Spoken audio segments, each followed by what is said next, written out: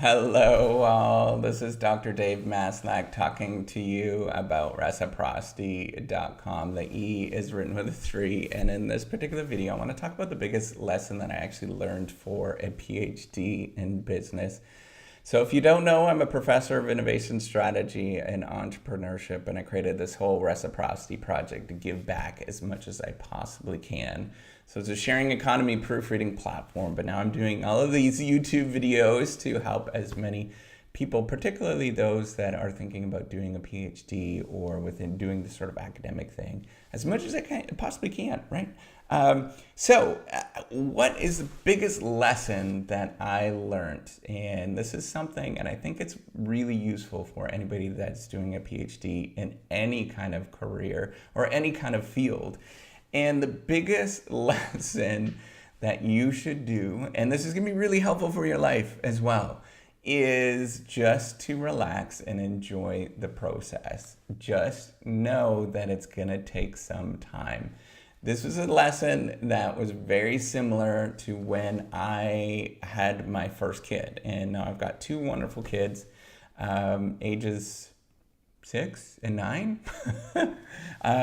Yeah, I know, crazy, right? I can't remember anything. So anyways, they're wonderful kids. And when you first get your kid, when you first start a PhD, you think that you can get all this stuff done and you think you can make things go very quickly, but you soon realize that you cannot. There's nothing you can do to make things go quicker.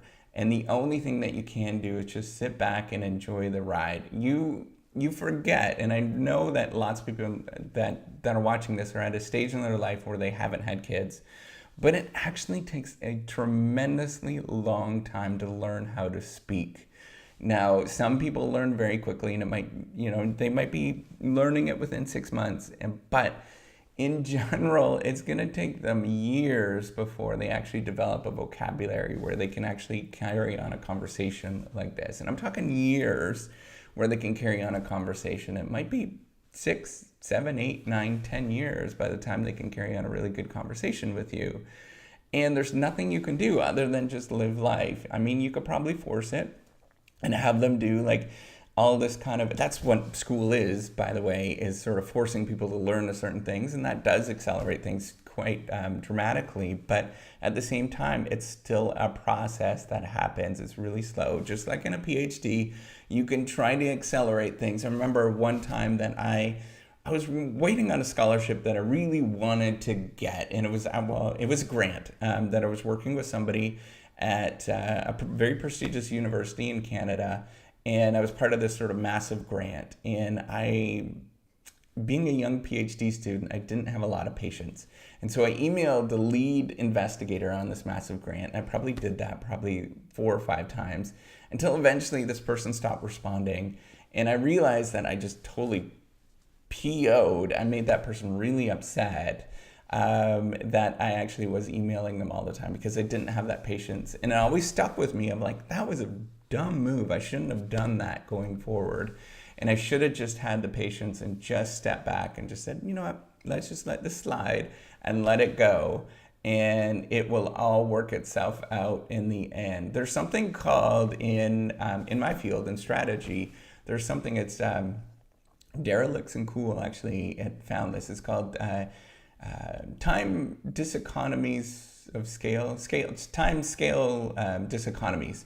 And the story is that we can try to rush things and we can throw as much money at as a lot of things to get it done very quickly. But it turns out there's some things that you can't just rush. There's nothing you can do. You just can't make it go faster. And that there is a lot of what's called that competitive advantage. That's where a lot of competitive advantages lie. It's just the simple fact that some things just can't be rushed and you can't push it out. And that's where the competitive advantage lies, is in this kind of idiosyncratic stuff. That stuff that is really difficult to move forward. And that's really where a PhD, there's some things that happen in your mind if you just relax and take the time to enjoy the process, and you don't try to take shortcuts. In both circumstances, if you try to shortcut your kids, they're going to end up being serial killers. And hey, if your kids have issues, mine do too.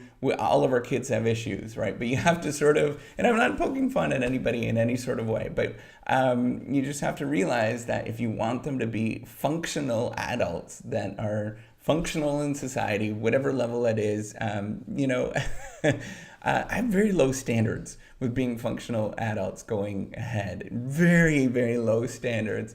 But they just have to be somewhat of a decent human being when they're adults. And if you can accomplish that, that's great. And the way that you can accomplish that is just spending time with them and actually interacting with them. If you stick them in the corner, they're not going to be all that functional going forward, right? If you know what I'm talking about. So you can't make somebody, you can't speed things up. It's like a PhD. You can't take all these shortcuts and expect something magical to happen. You just have to work through the process, and it's part of it. So what's cool, the one thing that I've learned, and it's taken me years, is just to chill and relax and just enjoy the process with the PhD. Enjoy the pleasure of how difficult it actually is. I know that seems really strange and it's painful, particularly if you're like me. I was 25 years old. You don't want to be like that, right? Like you just want to, you think things are going to move quickly, but then it gets upsetting when it doesn't. But just know that's part of the process, and we've all been there, and it will all move forward, and things will develop, and you will grow as a person. You will grow as an academic if you just sit back and enjoy it. So that's the biggest lesson that I learned. It's stuck with me for a lot of the last few years of dealing with a lot of tremendous stuff that we have to deal with. Things like, well, anyways, I won't get into that, but then a lot of academic-y things. Just sit back and relax, enjoy it. All right, that's all I'm going to talk about. Give me a thumbs up if you like this video, and do subscribe to the YouTube channel. All right, take care. Bye.